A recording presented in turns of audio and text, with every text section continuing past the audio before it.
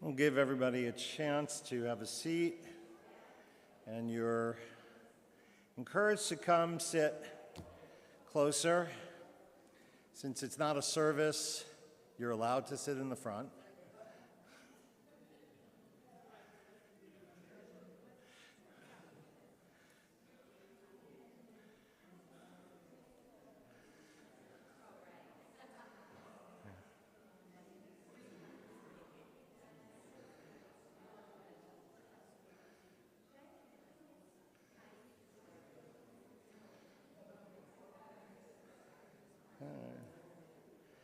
Come on in.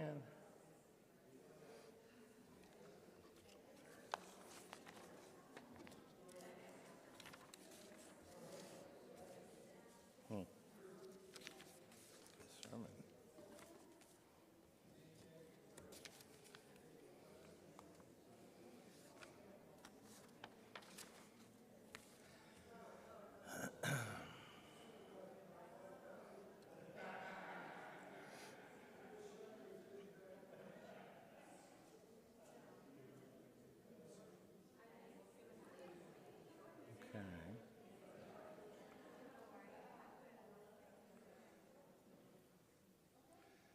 All right, I think we have most folks in. I don't know if anyone is still in the lobby. Bally, could you take a quick look and just let us know we have a few more people?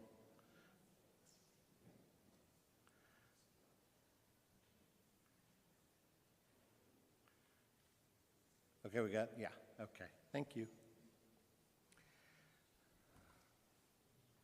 Good evening to everyone, Erev Tov, and welcome to our program, the Jack F. Shorstein Memorial Lecture. This past July marked the 10th anniversary of Jack Shorstein's Yahrzeit.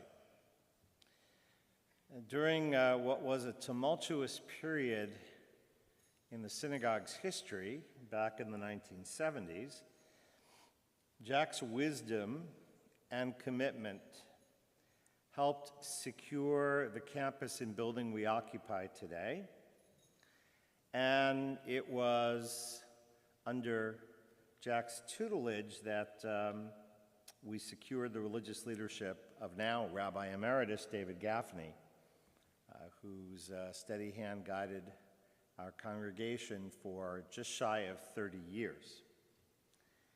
Jack, whose sons Mark, who's just arrived, and Michael, who is at his grandson's bris in Atlanta, served respectively as synagogue presidents in their own right.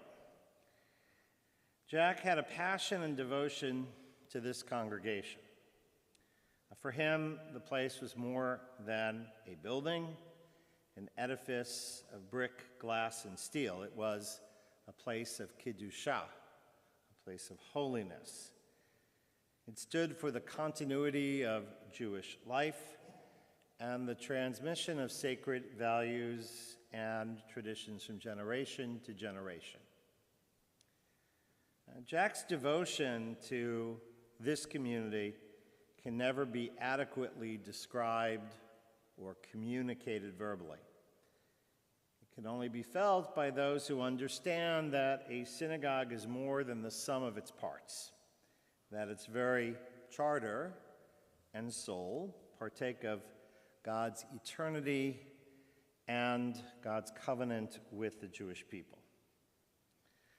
And knowing how he felt about this place, and having had the good fortune to call Jack a friend, it is truly an honor for me to hold the Jack F. Shorstein Senior Rabbinic Chair at the Jacksonville Jewish Center. I'm grateful to the Shorstein family for the endowment that led to the naming of the chair, and thankful for their confidence in affording me the privilege of linking Jack's legacy with my role as senior rabbi. The endowment of the Jack F. Shorstein Senior Rabbinic Chair includes the sponsorship of an annual lecture. The event features an address by an eminent scholar or distinguished individual on the contemporary challenges and opportunities faced by Jewish leadership, whether here in the United States, in Europe, in Israel, wherever the case may be. Our guest this evening, who is an old friend and someone I have known since the past century, is Michael Shudrick, who was born in New York City. He grew up in Patchogue, New York, Long Island, where his father served at a conservative congregation as a pulpit rabbi. His grandparents emigrated to the United States from Belgorod, Poland, before World War II. Educated in Jewish day schools in the New York area, he was graduated from the State University of New York at Stony Brook with a religious studies major, and then earned a master's in history from Columbia University. Ordained at the Jewish Theological Seminary of America as a conservative rabbi, he later received Orthodox smicha from Rabbi Moshe Tendler at Yeshiva University. He served as rabbi of the Jewish community of Japan from 1983 to 1989, which is where I first got to meet Rabbi Shudrick, and I showed him earlier this letter that I wrote in March of 1987 when I was preparing to come to Japan to teach English and asking him about Jewish life in Tokyo, and I have his response here. So for some reason, it stayed in my files all these years. After leading Jewish groups on numerous trips to Europe, Rabbi Shudrick began working for the Ronald S. Lauder Foundation and lived in Poland from 1992 to 1998. He returned in June of 2000 as rabbi of Warsaw and Lodz, and in December of 2004 was appointed chief rabbi of Poland. Rabbi Shudrick has played a central role in the Jewish Renaissance in Eastern Europe. He is a member of the Rabbinical Council of America, the Conference of European Rabbis, and in matters of kashrut, he works with the OU, the Orthodox Union, the Chief Rabbinate of Israel, and other kashrut organizations. He has been a Polish citizen since November 2005 and now holds both American and Polish citizenships. Rabbi Shudrick serves on behalf of Poland's Jewish community as the official liaison with both the Polish government and the Catholic Church. He accompanied the President of Poland on a trip to Israel, as well as to the funeral of Pope John Paul II.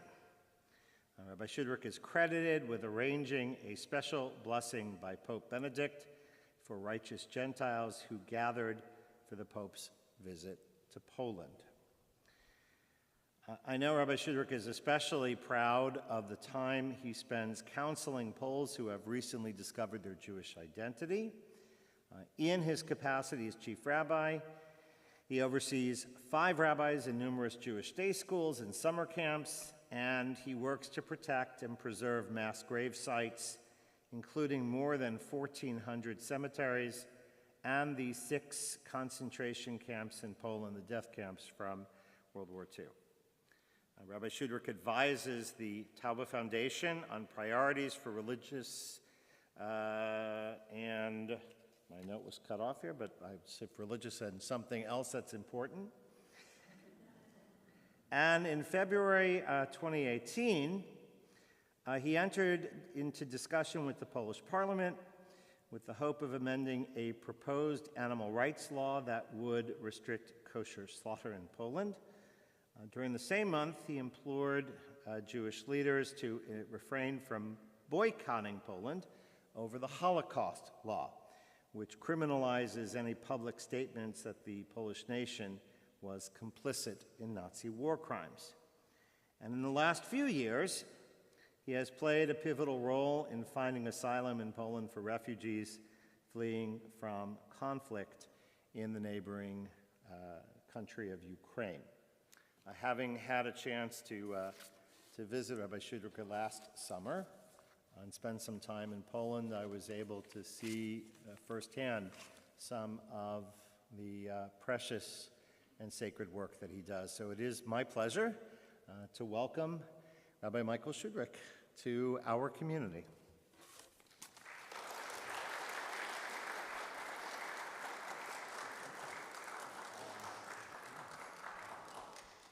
If this turns out to be a better mic. I don't know. I think this mic, yeah, oh yeah. Can you hear okay? I think everyone hears me fine. You'll let me know in 45 minutes if that's a good thing or a bad thing that you hear me. Okay. Well, thank you very much, Rabbi Lubliner. That was, wow. I think you now know more about my life than I do. I didn't remember all those things. So, what's a nice Jewish boy like me doing in a place like Poland? Why should there be any Jews left in Poland today after everything that happened to Jews before the Holocaust, during the Holocaust, and even after the Holocaust?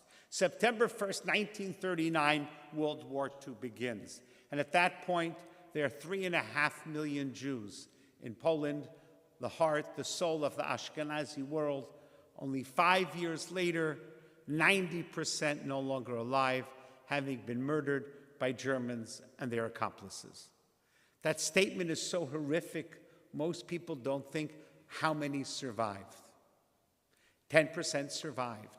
10% of 3.5 million is 350,000 Polish Jews still alive after the Shoah, the Holocaust. Where are they today?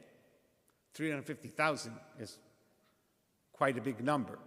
It's, 20 times more, 10 times more, no, 20 times more than the Jewish population of Jacksonville, more or less.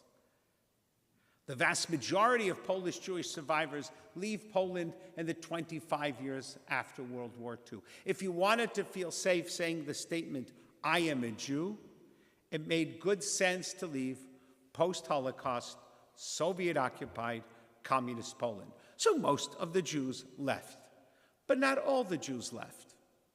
And those who stayed basically agreed with those who left.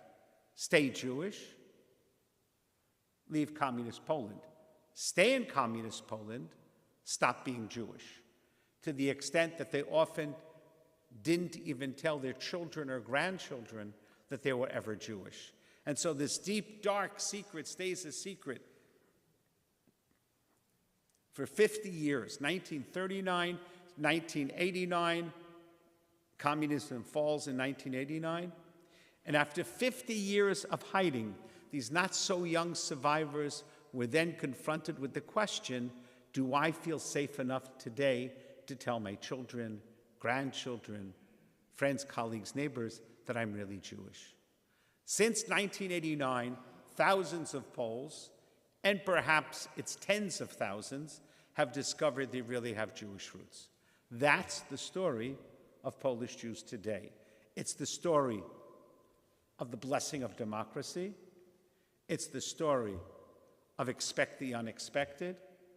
What I have seen is that it's the flip side to people say, schwer zu sein a Yid. It's hard to be Jewish. What I have found, it's even harder to stop being Jewish. And somehow it comes back. And those are the people that are now building the next generation of Polish Jews. So let me share with you some stories. How do people find out? Lots of different ways. So, for example, a woman came to see me a few years ago. I would say she was probably in her early 40s, with her 20-year-old son and 16-year-old daughter, and said, "Rabbi, I think my mother's parents were Jewish." Why? Grandma made pancakes that no one else ever made. Okay.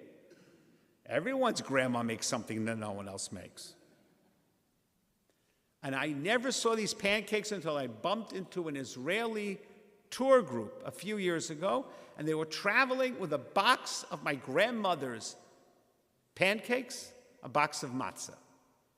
Okay, interesting. Grandma used to say words that nobody knew what they meant. When, as little kids, the grandkids would misbehave, she would call us mishiga. "Rabbi, do you know what that means?"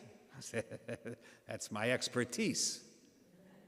And it wasn't that she said mishuga, which is Hebrew for nuts or crazy, but mishiga, which is kind of this old Polish accent.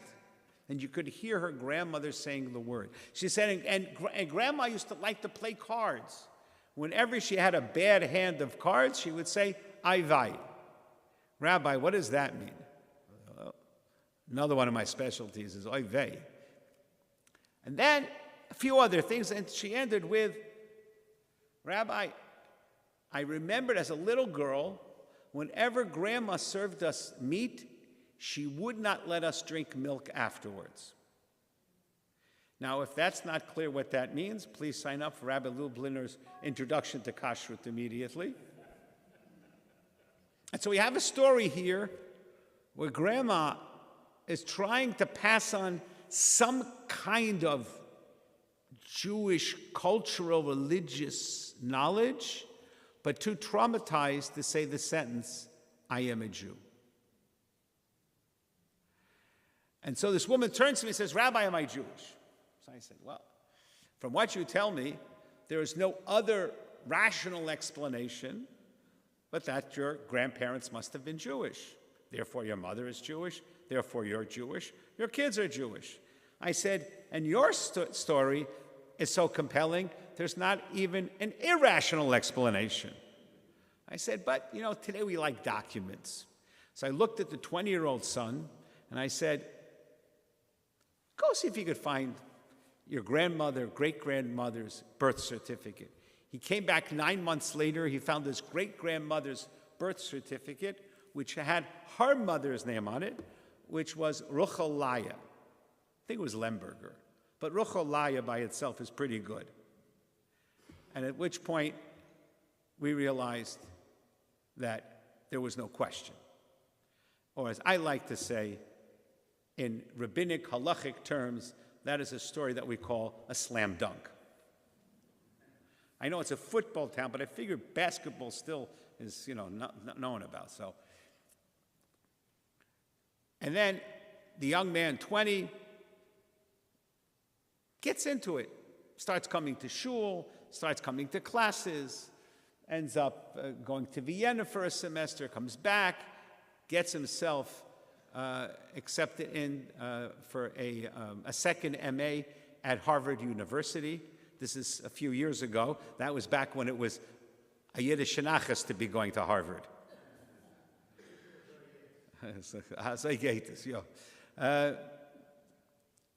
And while at Harvard, of course, he met a nice Jewish girl. They got married a couple of years ago. I did the wedding in New York, and they just had their second boy last week, now living in New York. His younger sister, who was 16, ended up also getting interested, was doing a semester in Hong Kong, met a Jewish boy in Hong Kong. They made aliyah together in Israel, and then they broke up. But okay, it's not a perfect story, but it's a pretty good story. And these kind of stories happen again and again. So, for example, just a few weeks ago, a woman came to see me in her 50s with a 28-year-old daughter. She said to me, "I always was told my mother was Jewish, or is Jewish. Mother is 92, still alive. Her ex-husband, my father, said, yeah, she's Jewish. Everyone around, she's Jewish. The only one who never said my mother was Jewish was my mother. So what am I supposed to do? So I asked, tell me again, because very often these Jewish things come out around food. I don't know why, but... And she said, you know, it was interesting growing up. When my mother would serve chicken soup, my father wanted to add cream, milk cream, to the soup. And my mother said, you cannot. No way. No cream into the soup. And my father would ask, well, why not? She said, no reason, you can't do it. Interesting. So then I asked her, well, what kind of food did your mother prepare? And she said, it's a normal Polish kitchen. I have to say, this woman, born in Poland, lived in Holland, now lives in Israel, came back to Poland, international cosmopolitan person, says, a normal Polish kitchen. So I said, oh, so how did your mother prepare pork? Because that's a real, very important staple of a normal Polish kitchen. She said, pork? My mother never served pork. Why would she serve pork? She served chicken. Okay. So how did she make the chicken? What kind of sauce? Sauce? Spices. There was no cream or sauce. No. Just spices. And I just looked at her, and I never did this before, because I knew her already. I said, can you please listen to what you're saying? Your mother had a normal Polish kitchen with no pork and no cream sauce. I don't think that's a normal Polish kitchen. So we're in a process of trying it, and the mother is still alive. And we're trying to verify the story. And the story gets repeated again in many different ways. One more story. You have patience for one more story? A very different kind of story. A man came to see me already, this is maybe 25 years ago. He said, Rabbi, my mother died in May, it was then November, and after the funeral, the neighbors told me that this was not my mother. That I was born during the war, World War II. My biological mother was Jewish. She gave me away to this woman who risked her life to save me, but never wanted to tell me I wasn't really hers. And so the neighbors kept the secret for over 50 years, but now that the woman that I thought was my mother had passed away, they thought I should know the truth. So this is what I call having a bad day in Poland. Burying your mother, discovering she's not your mother, and you're Jewish. And he said to me, Rabbi, I thought about it, and if my biological mother was Jewish, I want to be Jewish. I only have one problem. I have no idea what I'm supposed to do. Which I really felt was kind of like the Jews standing at Mount Sinai and saying, Na'aseh v'nishma, which I think is back here some. I think I saw that, yes? I saw that up here somewhere. It's been a while since you looked up there, yes.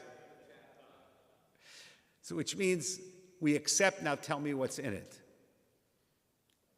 And so he said, I feel bad, I don't even have a Jewish baptism. That's how little he knew. A few years later, he comes to me, starts getting active, coming. He says to me, a few years later, I just heard you're not supposed to have a tattoo. Well, that's true. That's what the Torah says. It says, Rabbi, I have a big tattoo on my chest. So I said, please don't show it to me.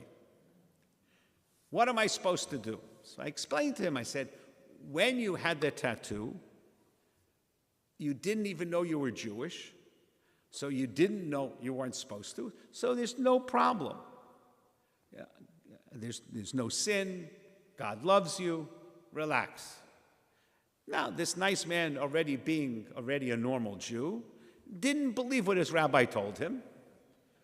So he said, no, I have to do something. I'm going to start wearing tzitzis, that small tallis underneath the shirt. I want to counteract my tattoo by wearing tzitzis. A few years ago, he passed away, already not a young man, But before he passed away, thanks to DNA, he actually found several relatives in the United States. And these stories get repeated again and again and again. And trust me, I have many more. But we cannot change the number of Jews murdered during the Shoah. We can change the number of Jews lost. And that's what we're doing, bringing them back one by one. And so what is the situation in Poland today? How many Jews? Someone's bound to ask me, so how many Jews are there in Poland, Rabbi? So I can say the number of Jews in Poland today, without a doubt, nobody knows, because people are still discovering. And just because somebody discovers today doesn't mean that he's coming to shul tomorrow. It could take a week, it could take a month, it could take 10 or 20 years. I had a story a year ago at Tashlich. We're taking the walk down to the river, and this man I've never met before says, yes, Rabbi, I didn't know I was Jewish. Someone around my age, 23, 24. No, someone in his 60s. And he said to me, Rabbi, I didn't know I was Jewish growing up. I found out when I was 12 years old, which is probably 50-something years ago. I never did anything about it, but today I decided to do something. Waited 50 years, and then he decided to do something. So it is not my or our responsibility to judge these people. It's our responsibility to be there on the day they decide to come forward.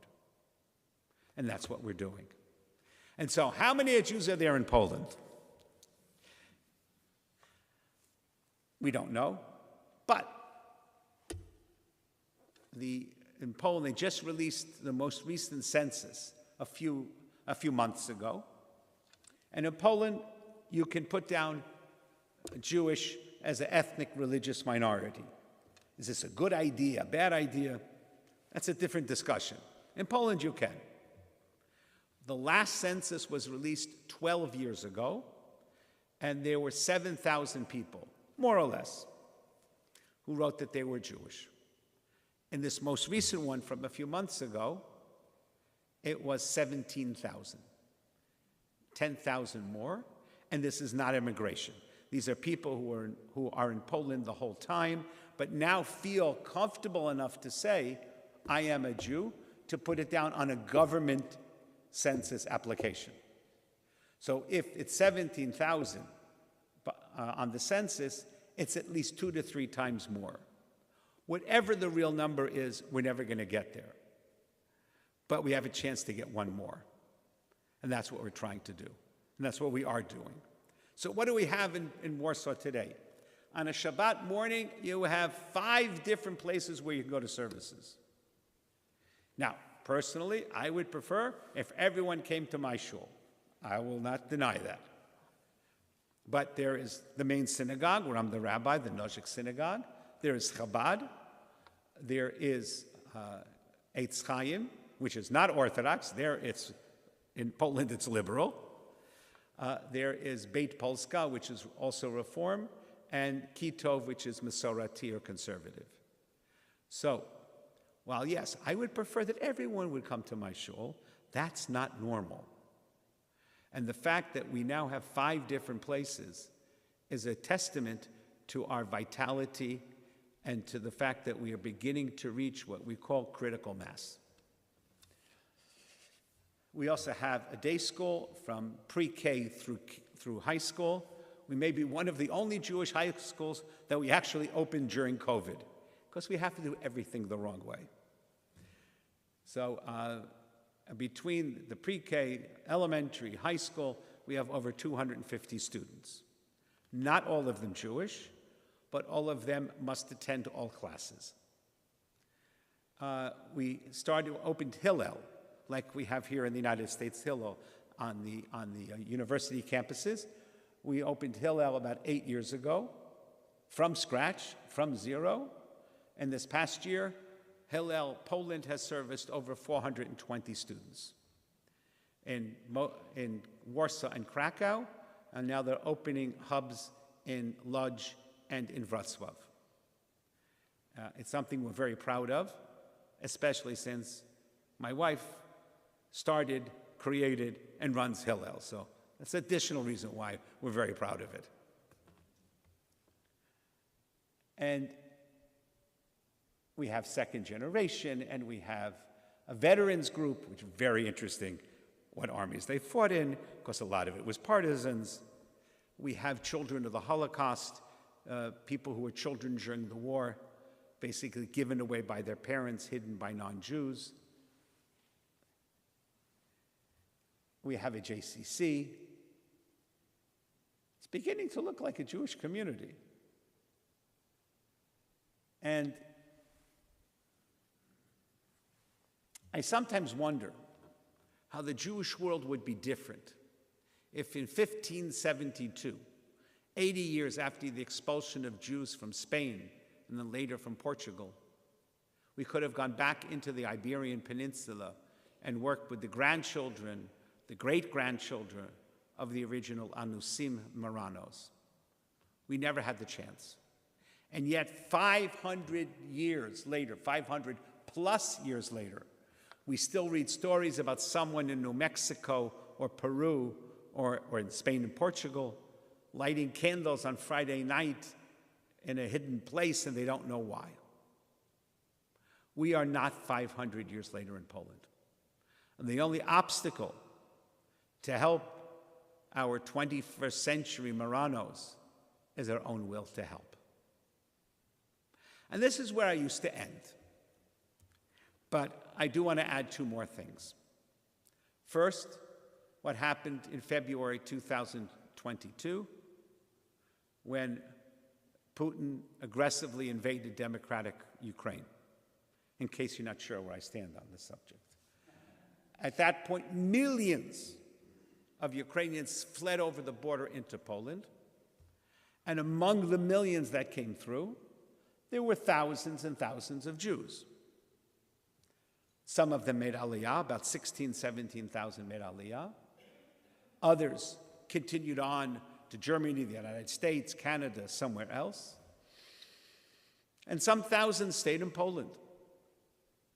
And so we are, on the second day of the war, we created a crisis management team, which immediately established a hotline that refugees could call and find out any kind of information they would need.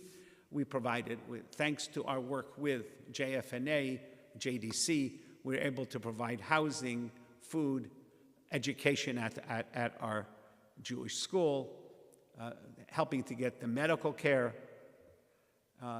and many other things. Eventually, also, we worked with getting them employment. And what's interesting is that for the last few hundred years, we Polish Jews were the crisis. 2.5 years ago, we became the management center. And to watch a community that knows a lot about philanthropy, because we receive philanthropy, to understand we can also give. We don't have much money to give, but to give of our time, our clothing, our homes, to take in people.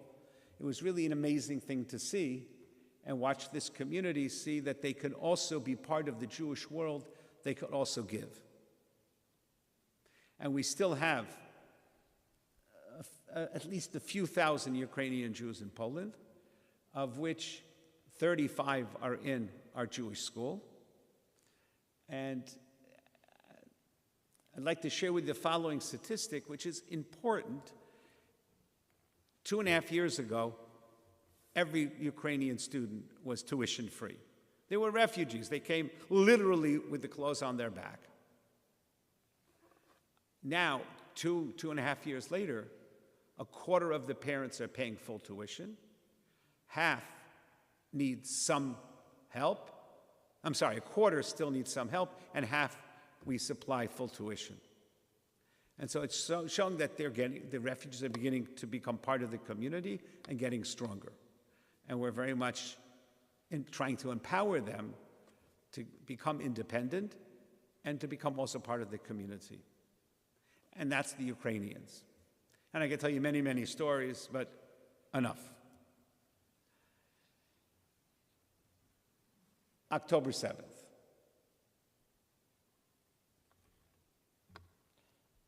Devastating as for every Jewish community in the world.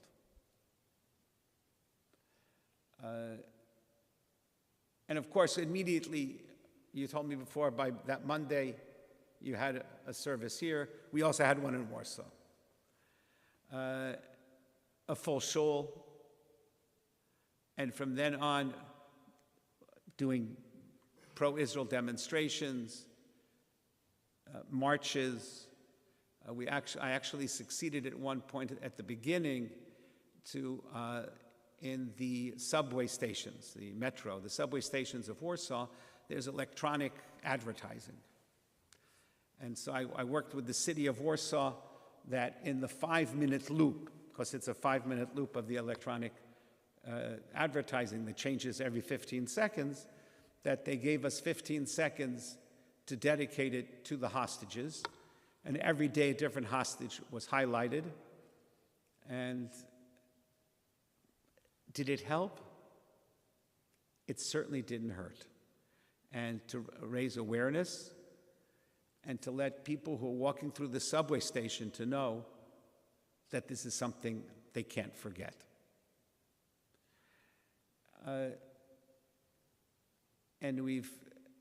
And actually there's one story, a very kind of unusual story. I get a phone call a few days after October 7th from a woman who tells me, I'm originally from Poland. I married an Israeli. I live in Israel. Our 23-year-old daughter was at the Noga festival and she was killed. And the family decided to bury her back in Poland. And I'm thinking, this is a little nuts. You're taking, what? Taking your daughter from Israel back to Poland to bury her? But who am I to say no? So we actually, one of the young Jewish women killed at the Noga festival is buried in Poland. But there are many, every community had different stories, and do whatever we can to do to help. And at the beginning, I wasn't sure what would happen because many of the community have new Jewish identities. And therefore, I would call it somewhat fragile Jewish identity. Somebody's 23 years old, discovered 3 years ago they were Jewish. They were not Jewish for 20 years, Jewish for 3 years. If I was 23 and I took a look at the situation, I might say, you know, it was nice being Jewish for 3 years, but maybe I don't need it. And I was concerned that could be a reaction. I would be rational. It didn't happen. The opposite happened. More young people and older people are coming to Jewish activities. Since October 7th, we had to add activities because people were demanding it. There's a need for a safe place, a safe space, and you just never know what's going to happen. And so that's another thing that happened. In terms of the universities, just quickly, it was nice and quiet on the universities till May, when things were going not in a positive way in too many US universities. In Poland, it was quiet.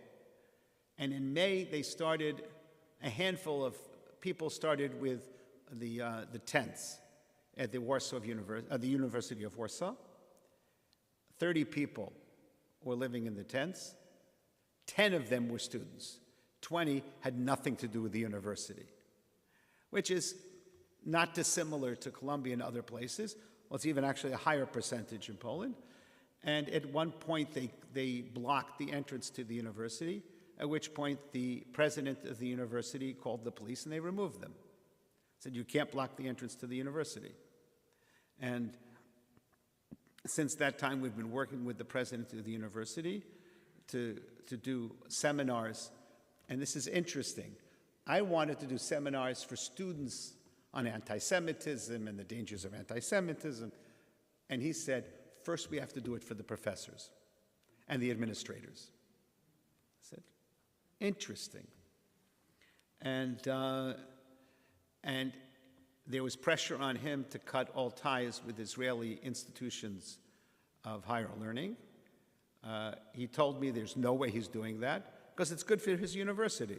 He's not going to do something that's bad for the university. And on Rosh Hashanah, we were able to take our relationship to a higher level. I invited him to join us for our community Rosh Hashanah dinner, of which we had nearly 200 people. And he came to our Rosh Hashanah dinner, sat next to me, and I feel that really that we'll be able to solidify that relationship. There was also a problem recently in the university in Krakow, the Jagiellonian, and a similar, not exactly the same story, but the president of the university came out very strongly in saying there has never been and will never be a place for anti-Semitism. And where we are fortunate in Poland is this concept of you have to understand the context somehow doesn't exist in Poland. It's just bad. And so there are many, many other stories. Just before I conclude, and I want to leave plenty of time for questions and answers, is to talk a little bit about the past. Because my main focus is on the future, today and the future.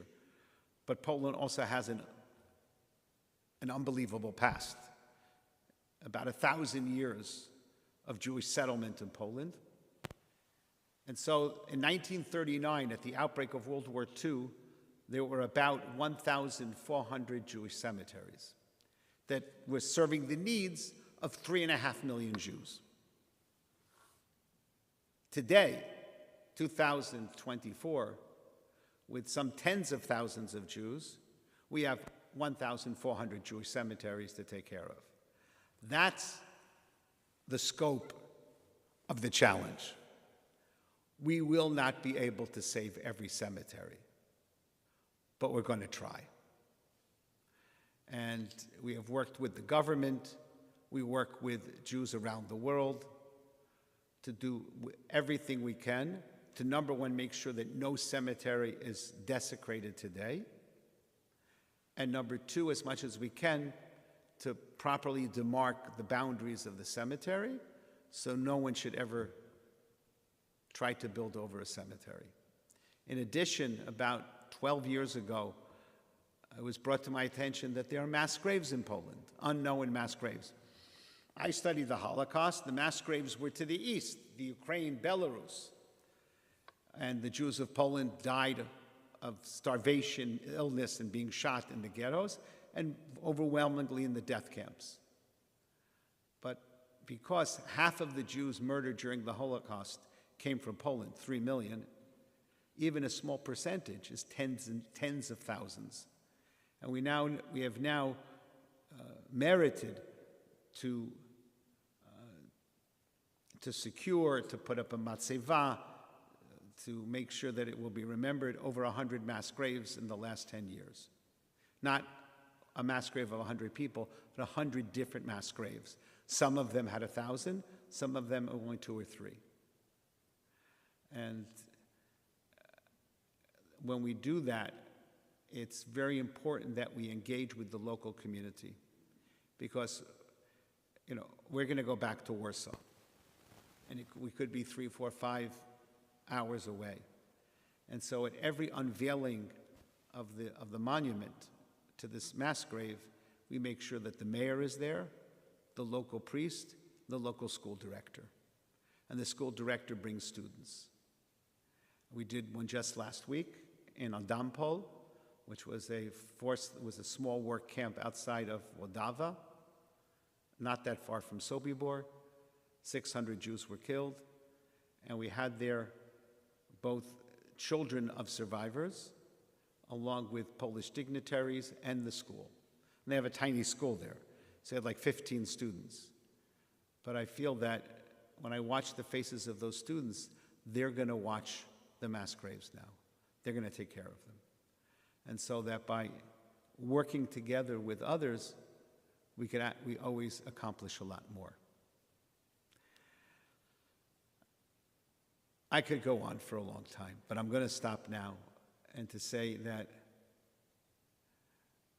I feel honored that I've been asked to give this talk to you in memory of Jack, who really is an inspiration to all of us and also to me in Poland, to know that sometimes it just takes a little bit longer to do the impossible. Thank you. Any questions? All right. All right, so let's, well, we'll go around with the mic, but please, so everybody can hear. Rabbi, how do you address the Polish sentiment today that it's not their fault, it was all the Nazis and the Germans, they did nothing wrong? Okay. A very good question, a very important question. On the one side, it's important to recognize that the Germans did organize the Holocaust. It wasn't the Polish idea, it was the German idea. It was the Germans' idea. And the Germans in every country that they conquered worked together with local population, including in Poland. Unlike other countries, like France, where you had Vichy, where actually the French police did most of the work, not the Germans, or Quisling, up north of Poland. Poland's government did not cooperate with the Germans because they were in exile in London. You did have individuals that cooperated. And it's very important that the Poles say, no, if I may suggest, it's some Poles say, because it's 40 million people, they don't all say the same thing. And there are some Poles who don't. I would say there are three categories. One is Poles who know that some Poles collaborated and recognize it as a horrible evil that happened. Another group of Poles that know that Poles collaborated, but they don't want to talk about it. Why do we have to talk about this? And then there's another group, which is probably the smallest, that say, we didn't do anything wrong. That last group is wrong. And we deal with them all the time. And we fought against the law, which wasn't exactly the way you said it, but that's okay. And the law is no longer the way it was. And no one has been prosecuted under that law. And they also decriminalized it. But the sense that I have is that sometimes we need greater sensitivity from both sides, meaning that when sometimes we only want to talk about Polish collaboration, which existed and should be talked about, but not to talk about Polish righteous Gentiles, the ones who risked their lives to save. And on the other side, Poles who don't want to talk about Polish collaborators and only want to talk about the Polish righteous, they're both not being historically accurate. So it's also a good opportunity for us to look at ourselves. Did I answer your question? Okay, why not? I'm sorry? Because you minimized a very big problem. Not some collaborated, the majority collaborated. How many? The majority. Really? collaborated. How many? Okay. I really don't like to go down this road, but majority means what percent? 51%? 95%. 95% collaborated. That means No, of 30 million people, there were 27 million people. It means about 25 million people collaborated. That's just not historically accurate. They were righteous people. I'm sorry? They were righteous Gentiles. No, there were But lots they of were people who did few. nothing. There were few righteous. Yes, The there were a few of it, majority- not enough, absolutely. But the vast majority did nothing. Are we putting those who did nothing in the same category as those who collaborated? I won't put them in the clear. I'm sorry? I will not put them in the clear, but I wouldn't put them at the same because it was an unusual situation for everybody.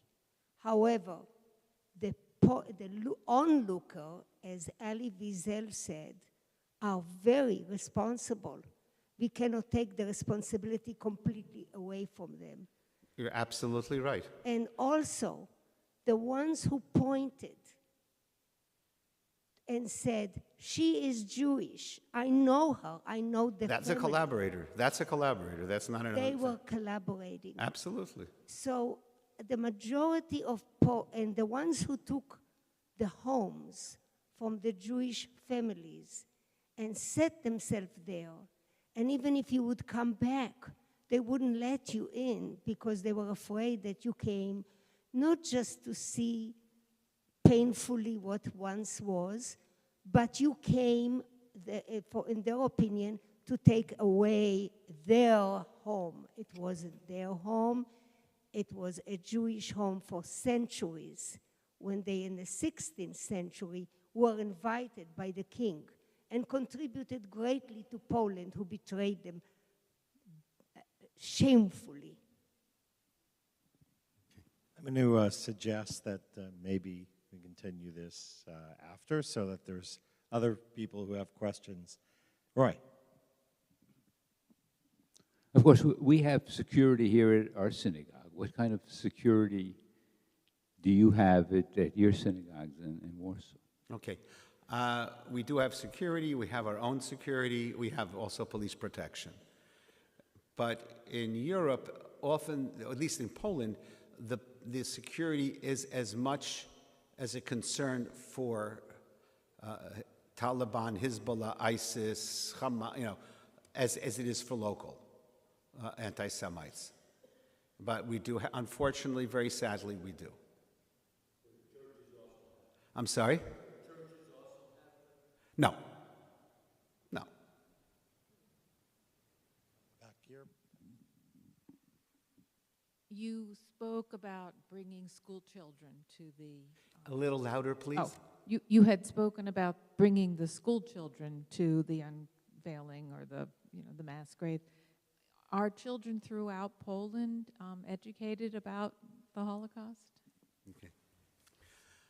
After the fall of communism in the 1990s, there were several excellent curricula written about the Holocaust. As very typically, teachers teach what they're comfortable teaching. So for me, the great challenge is not writing a better curriculum, it's doing more teacher training.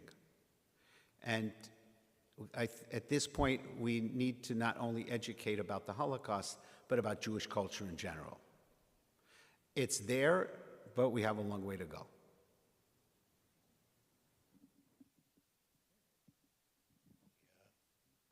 Somebody over here. Okay. We'll make our way around.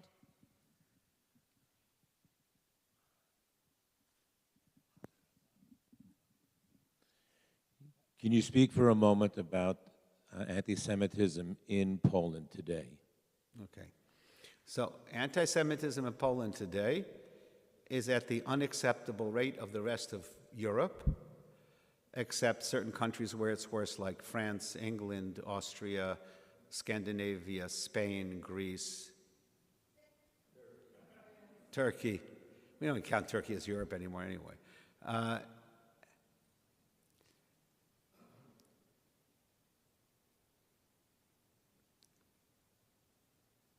Why am I saying something that people don't expect?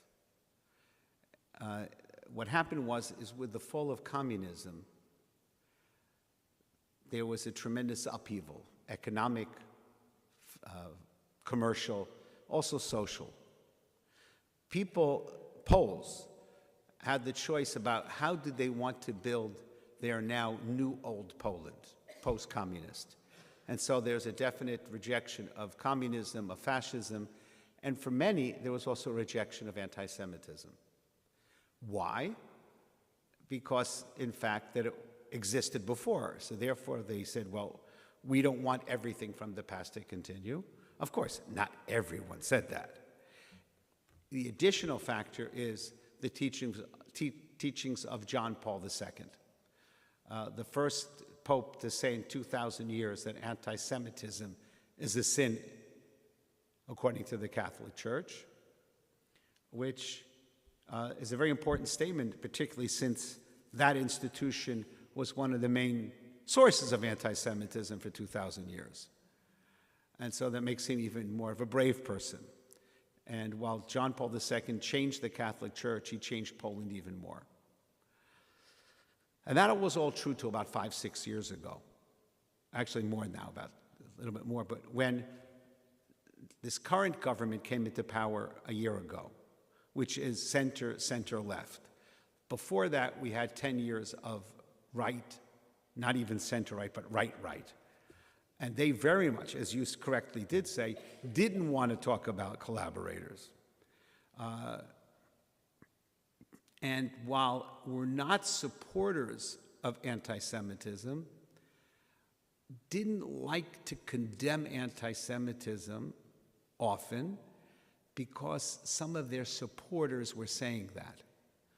And this is a tragic situation we see not only in Poland, where political leaders who absolutely are not anti-Semitic, but are reluctant or don't condemn it because they know some of the people who vote for them believe in are anti-Semites. And this is a very difficult problem, not only in Poland, but also in other countries. I think my allusion is clear. The good news is that the new government came in a year ago, and it's a fresh breath of air, and let's see what happens next. Can you also mention something about the availability of kosher food? About the availability of kosher food. Okay. It wasn't, the availability of kosher food is very big now. What happened was about 8 years ago, the Polish parliament, actually there was about 8 years ago, maybe it's 7 years ago, the animal rights group started saying that that shechita, Jewish religious slaughter and Muslim religious slaughter was cruel to animals and it should be banned. And they came up with a very clever idea. There was a law passed in 1997 that said before you slaughter an animal, you have to do pre-stunning. Pre-stunning then renders the animal to be a treifa, it cannot be used in kosher slaughter. So pre-stunning, that means you can't do shechita, Jewish slaughter. And they were very clear as what happened. So that passed in 1997. Soon after, the Minister of Agriculture said there's an exception for religious slaughter. And this went for 20 years. Then about 7, 8 years ago, the animal rights people, very clever, took the case to the Constitutional Tribunal, which is like the Supreme Court, and said a minister does not have a right to make an exception to a law passed by the parliament, which they're right. And so the Constitutional High Court said, in fact, what the Minister of Agriculture did was illegal, and therefore it goes back to the original law saying that you have to pre-stun. If the parliament wants to change it, they have to pass a new law. And it was being taken to the parliament. There was all kinds of internal politics, and the vote failed, which we then took it back to the Constitutional High Court, saying that we have, according to an agreement signed also in 1997 between the Jewish community of Poland and the Polish government, that we have a right for shechita. So therefore, we have a right for shechita, and another law says we can't have shechita, so which is the right, which is the true one? And it took about a year and a half, but the High Court made a decision that religious rights were more important than animal rights, and we had full rights for religious slaughter. So right now, there is a huge amount of shechita in Poland. When you go to Israel, I don't know, it's 30, 40% of the kosher meat in Israel is slaughtered in Poland. We're competing now with Argentina and Uruguay. Who would have thought?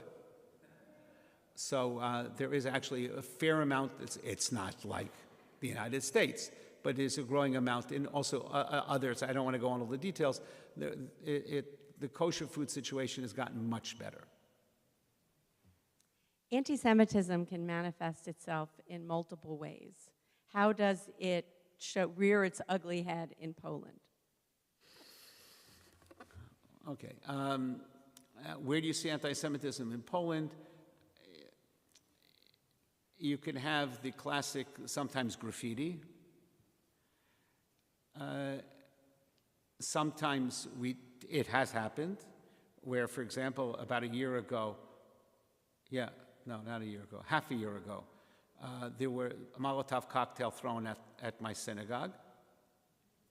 The person was caught, 16-year-old kid, and the same day that it happened, I called a press conference where there was a representative of the president of the country, the mayor of the city, member of parliament, and the American ambassador, the Israeli ambassador, condemning what happened. So it's important to see what happens, and it's also very important for us to motivate others to speak out and condemn it very clearly. We also have to condemn it, but my approach has been, for better or for worse, I prefer to get Polish authorities to condemn it, and then I say thank you. And I find that to be more effective. You also find after October 7th, which is really nefarious, some, especially among young people, saying, well, you're Jewish, you're a murderer, I can't be your friend. That has happened, which is outrageous. And that's what we're working with the universities about, doing seminars, but it's a process. But the key is we're not quiet. And I was really not sure what the reaction would be. But the reaction is very much, to go on the offensive, not to be defensive. There were, I think there's one or two questions there's here. Behind you. Jonathan, behind you. Go ahead, yes.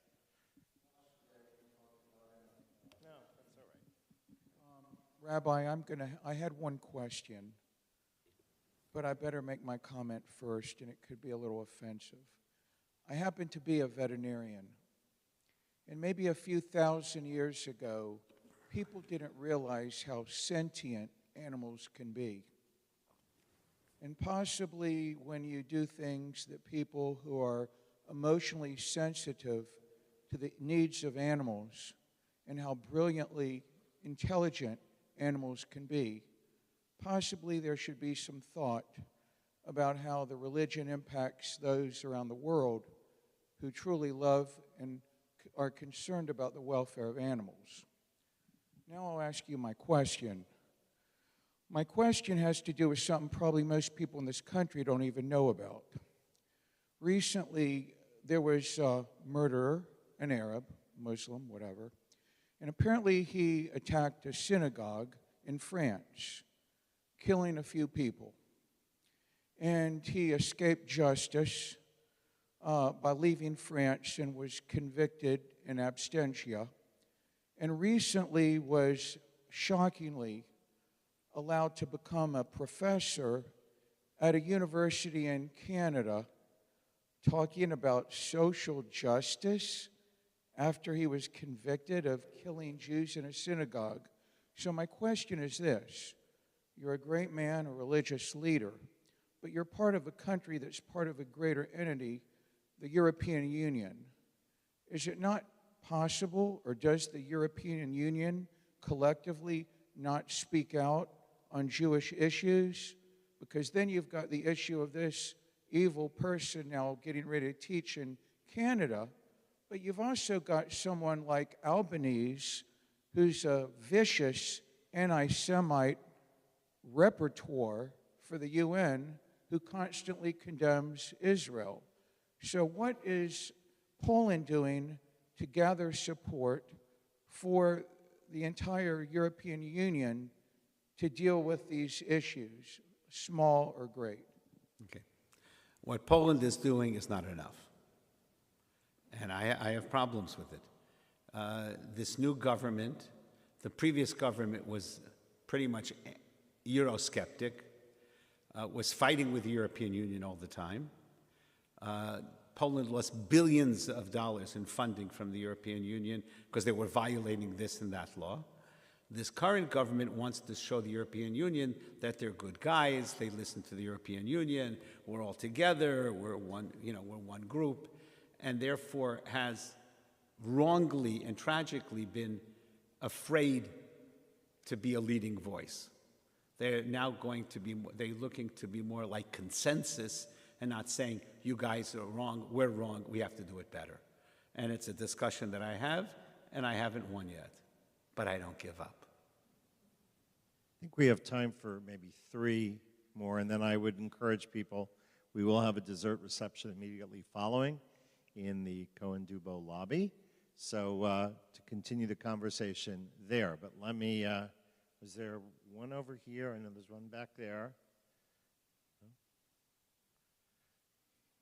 All right, let me, it'll be one. Stanley? Anti-Semitism, it doesn't start like a light bulb where you throw a switch and it turns on and off. It's something that is inculcated within a society. We're seeing it today. We're surprised. We're amazed. The young people today, they can't believe what's happening. I'm old enough to know that isn't the case. This has been going on here in this country since before I was born. It raises its ugly head over and over again. My father used to tell me, never go back to Poland because it's anti-Semitism is hundreds of years old. My father was born in the 1890s. He spent 3 years in a prison because he was a Jew. We have it here now. We don't admit it. We don't confront it. We don't do what is right. What is happening in Poland to confront it? What is happening in Poland, and it's thank you very much, because it's important we confront it wherever it happens. I remain hopeful, try to be also realistic. How do we confront it? Through public education, through doing TV interviews, doing newspaper interviews. I'm trying now to figure out how you use social media, because that's not our generation. But in order to reach young people, you have to be on Instagram and something called TikTok or TokTik or something, yes. And trying to find a way to get the message out. And we haven't found the solution yet, but we have to keep trying. But the key is not to give up and not to be quiet. I can tell you that I did succeed, that on October 7th, the main TV channel in Poland, TVP, had a whole life story of one of the hostages killed, Alex Danzig, who was born in Poland. They have now have the rights, and they will be showing, I don't know when, but hopefully in the next month or so, showing the film Scream Before Silence, which is a very powerful film about Jewish women raped on October 7th. they also want to interview me, and they said, "Oh, we want to interview you with the Palestinian ambassador." And I said, "No. I will be interviewed with an imam, not the ambassador. I'm not an ambassador, I'm a rabbi." So now they're looking for an imam that's ready to go. And I spoke to the Mufti of Poland, and he's ready to do it. I just hope he doesn't get himself in trouble afterwards. So there is no one answer. The answer is not to give up, not to be quiet, and keep trying. Even if we don't succeed at first, we keep trying. Thank you very much for giving me an opportunity. First of all, I really appreciate, Rabbi, your presentation. The reason why, I'm a newcomer. I didn't know if I was supposed to put the hat on. Maybe I'll be condemned, but I was invited to come to the Shabbat by the Rabbi Rosenblum because I have scheduled for the course I'm taking, which is a theological seminary in New York, that we are doing a course on Jewish-Christian relations, right? So I'm trying to dig in by interfacing with this facility here. So I went to the service, and oh, I tell you, 83 years old, I never stood so much in my life. And I knew if I sat down, I'd stick out like a sore thumb. So that was an experience. But in the end, the chief rabbi gave a beautiful message, but there was so much theater in the meantime, right? The Torah passed and people rushed to touch it. So many things, right, that I had new experience. I'm 83 years old. Is there hope for me to understand more? Yes. How willing are we to understand more is the point. And you just alluded to the point that we have to keep trying, right?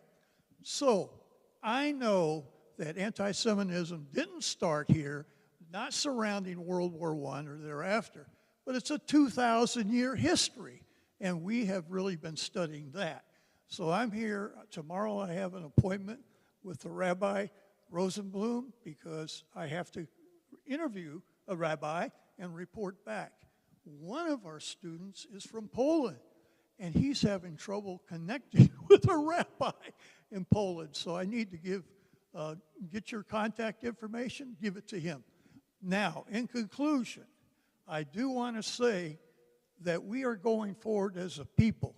I respect 100% the Jewish tradition, so rich, and the community that has developed that gives substance for your lives, right?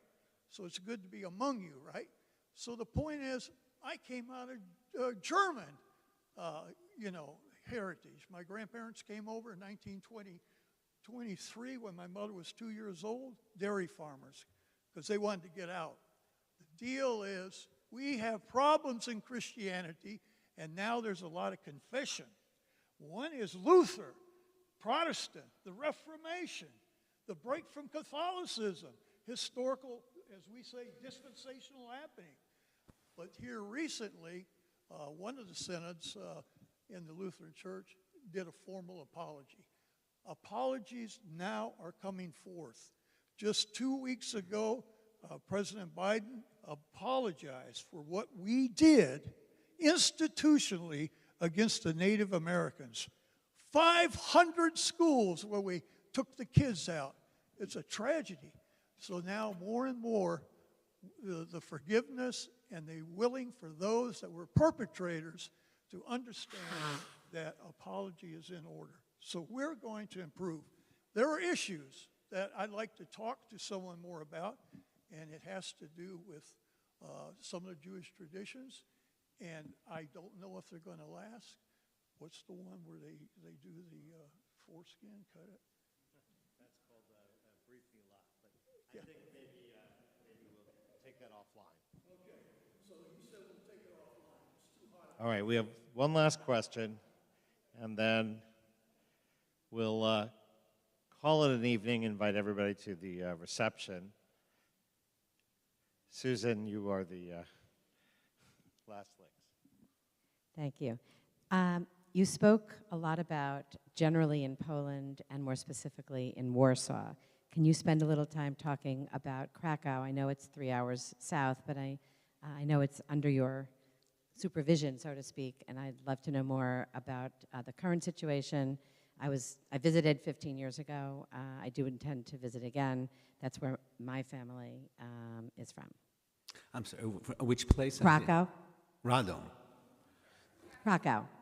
Krakow, okay. Yeah. Okay. The phenomena that I described about people discovering is true for all throughout Poland. It's all the same. In Krakow, the most vibrant part of the Jewish community is at the JCC, which is now about 13 years old. It's an unbelievable institution. It also has everything from a pre-K through daycare for Holocaust survivors. We also have Chabad there. We have several kosher restaurants.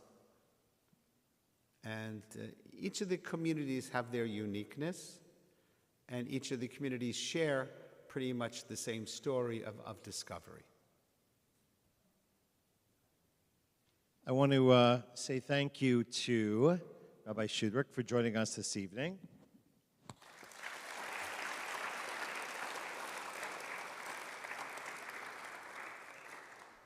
And we'll convene or reconvene in the lobby for some cake, coffee, and anyone who has a few other questions, please be nice to Rabbi Shudrick. He's had a very long day and is flying back to Warsaw tomorrow. So it'll be a very, very long day. But thank you all for coming to this evening, and safe home. Have a good night. Thank you very much.